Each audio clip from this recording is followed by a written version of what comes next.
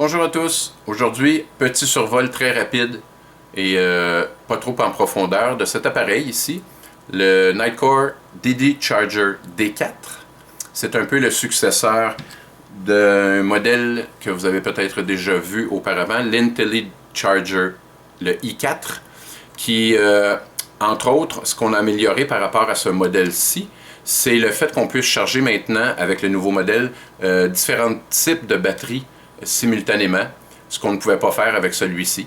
En plus, il fallait utiliser les entrées 1 et 3 lorsqu'on voulait charger deux batteries à la fois, ou la 3 et la 4. On ne pouvait pas mélanger différents types de batteries. Puis tout ce qu'on avait comme indicateur, c'est ces trois petites diodes ou LED qui nous indiquaient lorsque la charge était complétée, ça arrêtait de clignoter, puis c'était complètement allumé. Maintenant, on a vraiment un chargeur intelligent avec un affichage LCD. Vous allez voir, on va faire le survol. Il y a beaucoup d'options dessus, si on peut dire, pour un chargeur, en fait, qui ne fait que charger les batteries. Vous allez voir que c'est quand même assez étonnant. Donc, la boîte, le produit vient dans cette petite boîte qui est d'une dimension raisonnable. Il y a un code d'authentification qui est situé ici pour essayer d'enrayer la contrefaçon. Est-ce que les fraudeurs sont capables d'imiter ce truc? Il faudrait voir, je n'ai pas l'information. Mais à tout le moins, cette boîte vient de chez Nitecore directement. Elle le possède. Ça ressemble à ceci, si je peux me placer mieux que ça. Puis, c'est censé confirmer l'authentification du produit. Donc, dans la boîte, ce qu'on retrouve, évidemment, la carte de garantie, que, entre vous et moi, est-ce qu'on la remplit? C'est à voir. On a toujours moyen de moyenner d'une autre façon avec la facture, si on peut dire. On a les instructions, qui sont fort utiles. Je vais me guider à partir de ça pour vous transmettre quelques informations. Et on a le cordon d'alimentation, que j'ai déjà défait. En l'occurrence, c'est un modèle nord-américain. Ça ressemble à ceci. Concernant le cordon d'alimentation, j'ai aussi le cordon européen. Comme vous voyez, il y a un petit problème. Il est très fragile. Il va falloir faire attention à ça. J'ai réussi à briser les trucs ici. Les petites pins, je vais utiliser ce mot, les petites pins. Juste en essayant de les redresser, j'ai senti que ça cassait. Soyez très prudents avec ceci. Le modèle nord-américain semble beaucoup plus solide. Je n'ai pas eu de difficulté avec. Donc, on va commencer maintenant. Nitecore recommande au préalable de venir raccorder le cordon d'alimentation à l'appareil avant de le mettre sous tension. C'est ce qu'on fait. Permettez-moi d'aller mettre l'appareil sous tension un peu plus loin. J'ai mon fil qui traîne pas trop loin ici. Une fois que c'est fait, on va voir l'appareil qui se met immédiatement en mode de fonctionnement et inscrit le nom du produit, à savoir le D4. Ça indique qu'il est prêt à fonctionner. Donc, voici. On a sur le côté deux petits boutons. Celui-ci, c'est inscrit slot dessus, puis l'autre ici, c'est le mode. On va travailler avec ces deux boutons-là pour naviguer à travers les différents cycles de charge. Je suis désolé, j'ai de la misère un peu avec mon positionnement de caméra.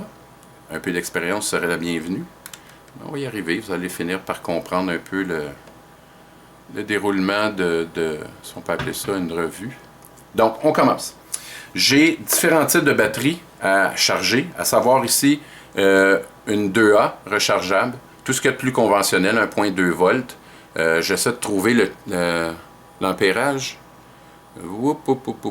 Ça doit être inscrit ici. C'est une nickel-métal hybride. Elle est capable aussi de faire le nickel-cadmium. C'est une 2300 mAh qui semblait fort déchargée lorsque j'ai vérifié au préalable. J'ai aussi une batterie Nitecore 2300 mAh, une 18650, 3,7 volts.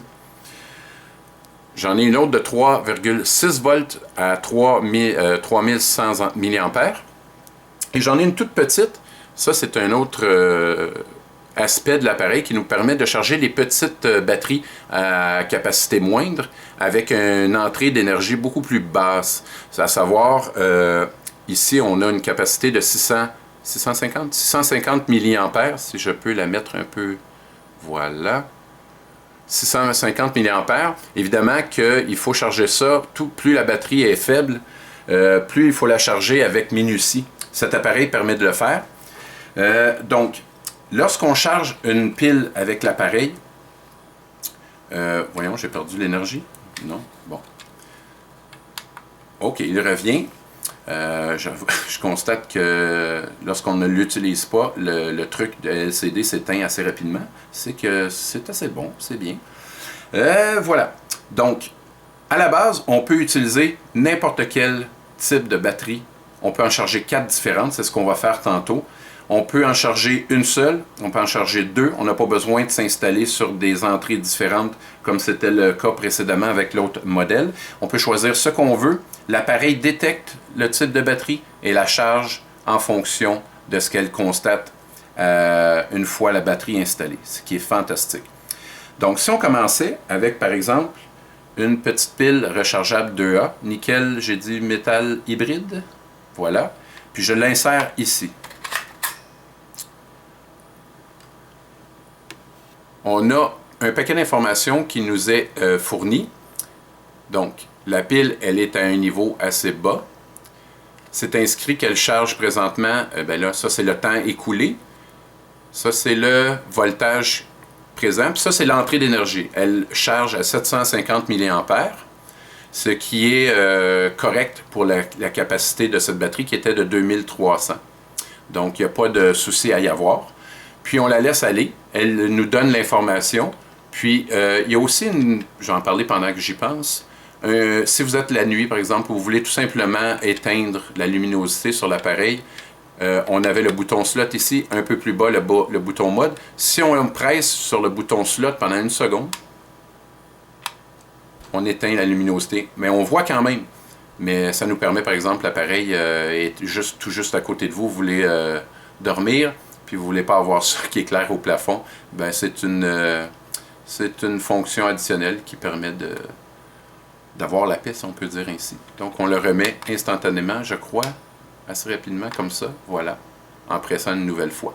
Puis la pile continue de se charger. Voilà, c'est aussi simple que ça. Il y a de l'information qui est véhiculée constamment.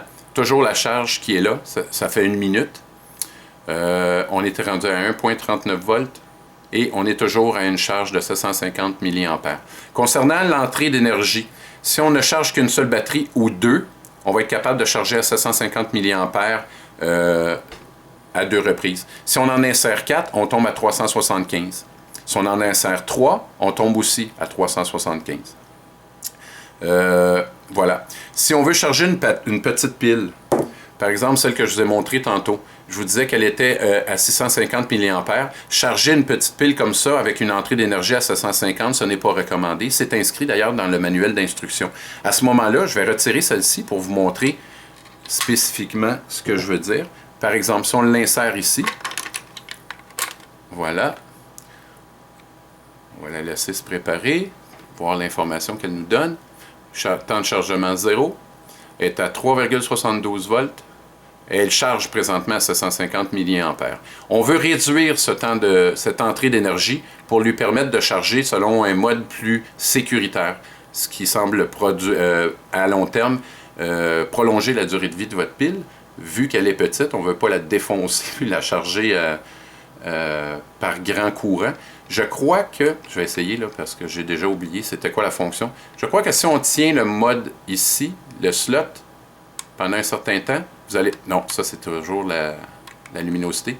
Si on le tient comme ça, voyez-vous, on vient de voir apparaître ici le mode low. Puis là, voyez-vous, c'est plus à 750 mA qu'elle charge présentement. Elle est tombée à 300. Elle charge présentement à 300 mA. C'est aussi simple que ça. Si on veut tout simplement décrocher ce mode, je crois qu'on... Voilà, il disparaît. Là, on devrait revoir le 750, voilà, comprenez le principe. On va la laisser en mode low, puis on réduit la capacité d'énergie en 30. C'est aussi simple que ça, puis ben, ça permet de charger la pile de moindre capacité avec une... comment je pourrais m'exprimer? Avec un souci de prolonger sa durée de vie. Voilà, c'est aussi simple que ça. Maintenant, je charge celle-ci, je dis, ben, je voudrais charger toutes les autres en même temps. Vous avez peut-être comme moi plusieurs appareils. Moi, j'ai plusieurs lampes de poche pour des randonnées nocturnes en forêt, des trucs comme ça. Puis des fois, ben, on arrive, on a utilisé plusieurs types de piles ou plusieurs batteries, on veut les charger simultanément, elles ne sont pas chargées au même niveau. Avec ce chargeur, il n'y a aucun souci. On les insère les unes après les autres. Ainsi va la vie. Elle se détecte automatiquement. On y va, on remet notre petite nickel métal hybride. Comme c'est merveilleux. Et voilà, c'est aussi simple que ça. Là, on a 4 piles qui chargent simultanément. Avec différentes, comme vous le voyez là, c'est assez simple à voir. Chacune est rendue à son niveau. Si on veut circuler parmi l'une ou l'autre, on utilise le bouton slot. On ne le maintient pas, parce que sans ça, on va juste faire baisser la luminosité, comme c'était le cas précédemment, on a vu ça. Donc, je vais juste circuler de l'une à l'autre, voyez-vous. Je vais rapprocher un peu, essayer de me placer mieux pour qu'on voit. Comme ça va comme ça. Puis là, ben, on circule l'une après l'autre. La petite flèche ici indique où est-ce qu'on est rendu. Je veux savoir celle-ci, 4,06 volts. Elle est à 375 parce que là, on est partagé à plus de 2 entrées. Puis, ça fait 1 minute qu'elle charge. Et on continue. Ça continue notre batterie de tantôt. Elle charge elle aussi à 375. Vous allez peut-être constater à certains moments donnés une entrée d'énergie différente. Surtout lorsque la batterie arrive en fin de cycle. J'entends par fin de cycle, fin de charge plutôt. L'entrée d'énergie va réduire, puis vous allez voir, regardez, là, elle est à 51 mA, je crois. Donc, ça achève de charger. Elle a tendance à diminuer à ce moment-là. Donc, ça ressemble à ceci. C'est aussi simple que ça. Puis, le produit semble de très bonne qualité. Ça fait un certain temps que je l'ai. Je l'ai utilisé à quelques reprises. Je n'ai rien détecté. Ça fonctionne comme un charme. Il y a aussi parmi... Ah oui, il y a des mécanismes de protection aussi que je veux mentionner. Je vais juste déposer l'appareil, j'en ai plus réellement besoin. On va juste le laisser aller comme ça.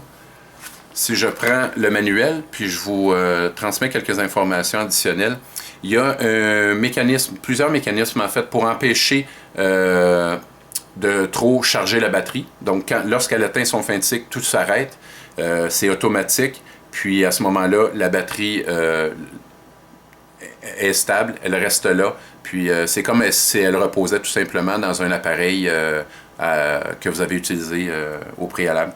Il y a aussi un mécanisme pour empêcher, dans tous les cas, après 20 heures de charge, l'appareil arrête. Donc, si vous avez une pile qui est insérée là-dedans et qui n'a pas de protection ou qui est de moins bonne qualité, après 20 heures, le cycle de charge s'interrompt. Donc, ça va éviter les risques, que ce soit le feu ou l'explosion. Il en mentionne certains risques comme ça, feu et explosion.